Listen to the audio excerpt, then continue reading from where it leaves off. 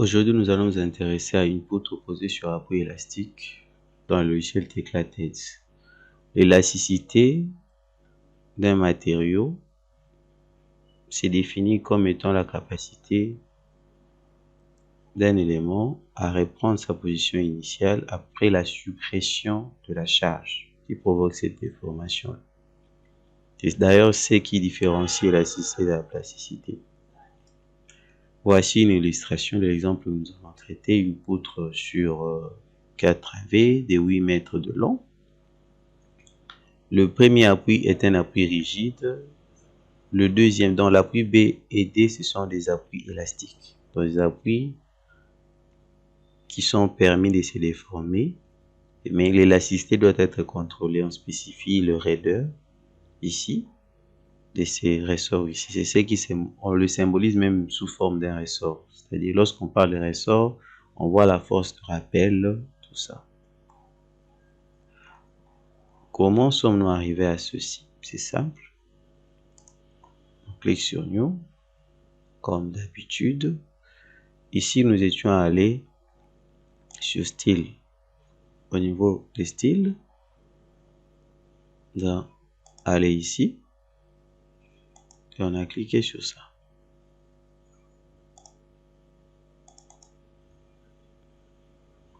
Nous sommes là, style BIM Analysis. Voici une illustration d'une poutre à une travée. Géométrie. On va ajouter les travées là, 1, 2, 3. 1, 2, 3, 4. On a ajouté nos travées. La longueur de travée est là. Ces longueurs sont modifiables. La section de l'élément et ici les moments d'inertie.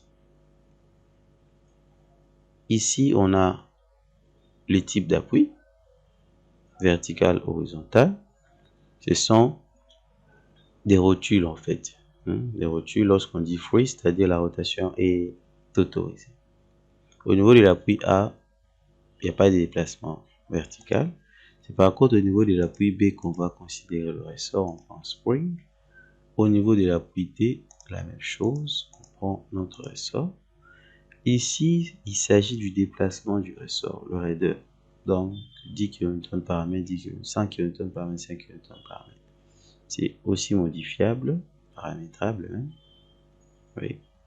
Le matériau utilisé, c'est bien sûr l'acier. Vous voyez là, la densité 7850 kg par mètre cube et avec son module d'élasticité de 210 000 mégapascales. Ok.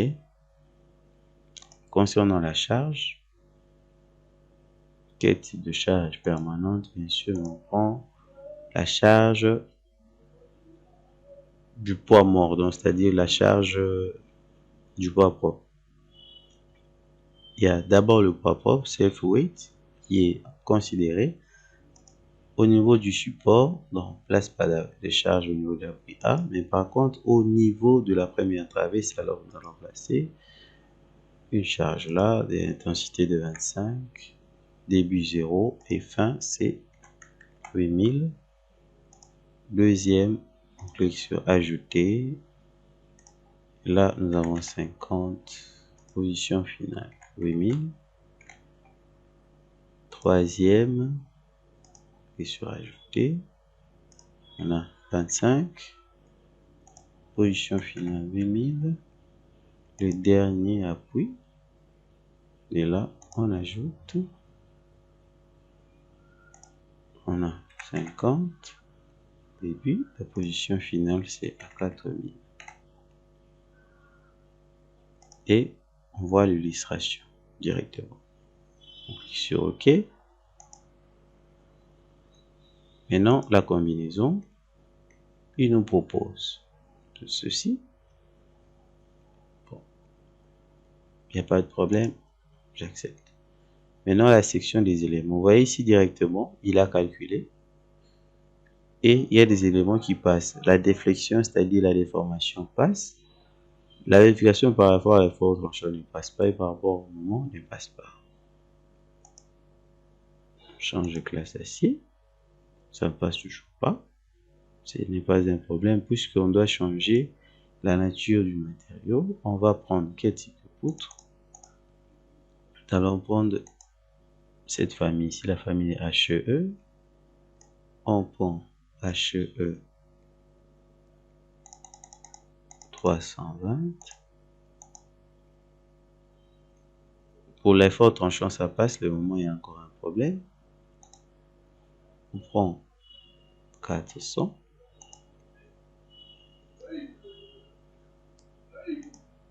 8 mètres, c'est beaucoup. Il faudrait l'admettre.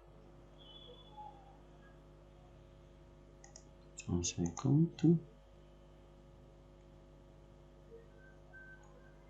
Attendez. Nous sommes là. Au niveau de la norme utilisée, les repos bien sûr, le support utilisé, la longueur effective, coefficient 1, 1. Cette longueur, on les diminue en tenant compte, par exemple, de l'instabilité élastique.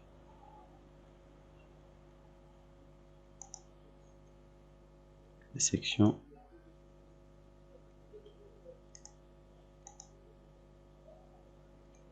Ok, avec HE 500M, ça tient directement. Et pourquoi on a choisi cette section ici? Bon, ceci est un peu permise pour certaines poutres. L'autre type de section HT et HE. Le HEA, c'est beaucoup plus utilisé aussi pour les colonnes surtout. Ok. HE avec quelle section? 500, ça atténue. Si on prend l'IPE, 500. Il y a un problème là-bas avec le coefficient de sécurité. 550.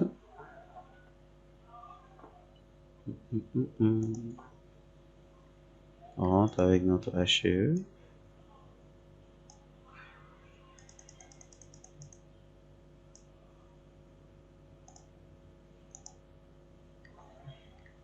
Ok. Si c'est fini, on clique sur Finished.